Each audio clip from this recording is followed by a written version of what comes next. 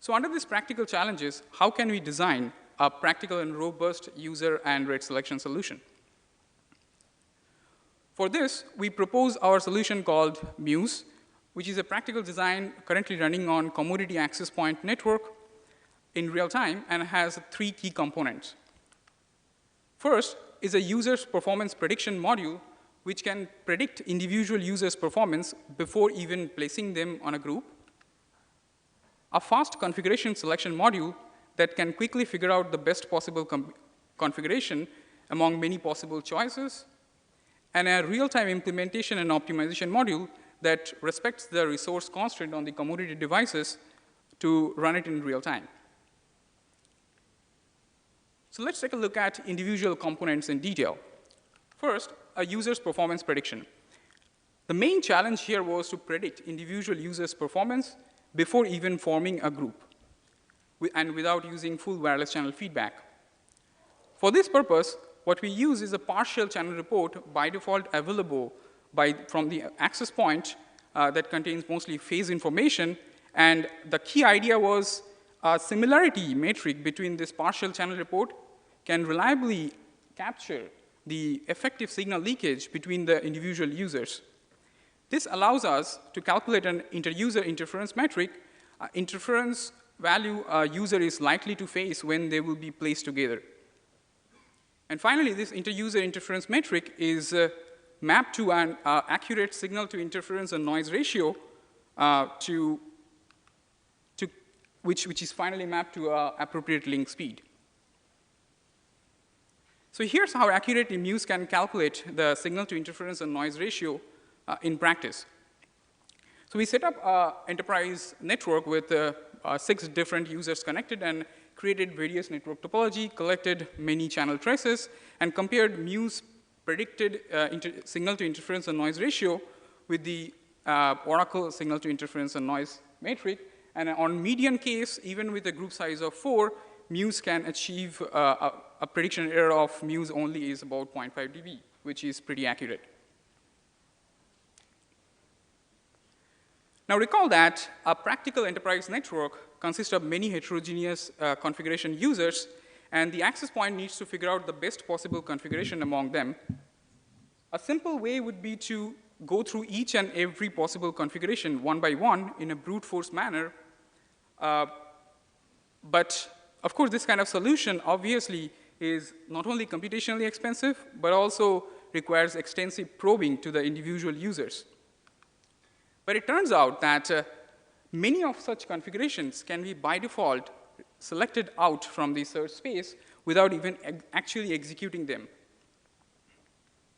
based on 2 key observations that we are able to identify in a practical enterprise network.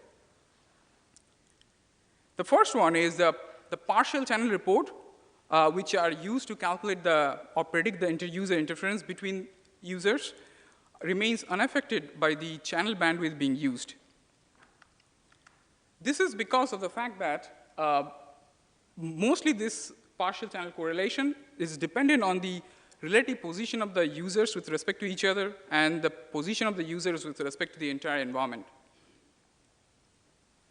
Now, this allows an access point to form a group, predict individual users' performance by virtually changing the bandwidth of the entire group and without actually actively probing them. And the second observation was that there is a strict rate increase on increasing the channel bandwidth beyond a certain deterministic threshold. Now, with increasing the channel bandwidth, the signal, effective signal actually gets reduced. But what you observe is beyond a certain threshold, there is always a guaranteed improvement in the performance of the users by selecting higher channel bandwidth. For example, in our access point platform, what we observe is, based on the hardware spec, such kind of threshold can be calculated, and it was about 22 dB for 80 to 40 megahertz performance comparison. Now, this allows an access point to form a group and evaluate it with the highest possible channel bandwidth, and on observing that all users' signal to interference and noise ratio beyond a threshold, remove any other configuration that will eventually use a lower channel bandwidth. Now, we implemented the entire Muse on a commodity access point platform, and I would like to go through one key implementation challenge. State-of-the-art access point platform right now employ a dual architecture systems. What it means is there is a wireless LAN chip which is used to serve the end users wirelessly, and a more powerful host systems is connected to an Ethernet backhaul that processes the internet packets. Now, commodity access point vendors limit the resources on this WLAN chip to reduce the amount of area, cost, and time to market as small as possible. For example, in our state-of-the-art platform, what we had is this WLAN chip only has a 1 megabytes of on-chip memory, and it runs a 350 megahertz of CPU. And not only that, approximately 98% of the memory were already being used by the existing system functionalities.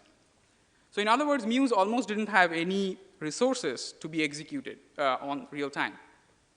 So without going too much detail about the implementation, what we eventually did was set up a fast DMA engine that can transport those partial channel report all the way to the host system, which runs the Muse algorithm, and then send the configuration back to the WLAN chip. So how does Muse performs in practice? We compared Muse with an existing user selection algorithm and an existing solution called Puma, which uses a SINR metric where the interference values between the users are fixed. We set up an enterprise network with 6 users connected to an access point and ran a various static and dynamic scenarios with the UDP saturated traffic among them. And it turned out that in static cases, Muse can achieve as high as 70% gain on median compared to the existing solutions. Now, the mobile case, the gain is even higher in Muse, and sometimes the gain can be as high as 4 times. And it turned out that those high gain scenarios, Muse actually had a side benefit from, apart from correct user and rate selection. Now, because Muse can find out the proper user and rate, it by default reduces the packet error rate between the users, which implicitly reduces the frame aggregation level. In other words, more number of frames can be aggregated while running Muse. And in median, there was about 4.5 times improvement while running on frame aggregation level while running the Muse algorithm compared to the existing solution.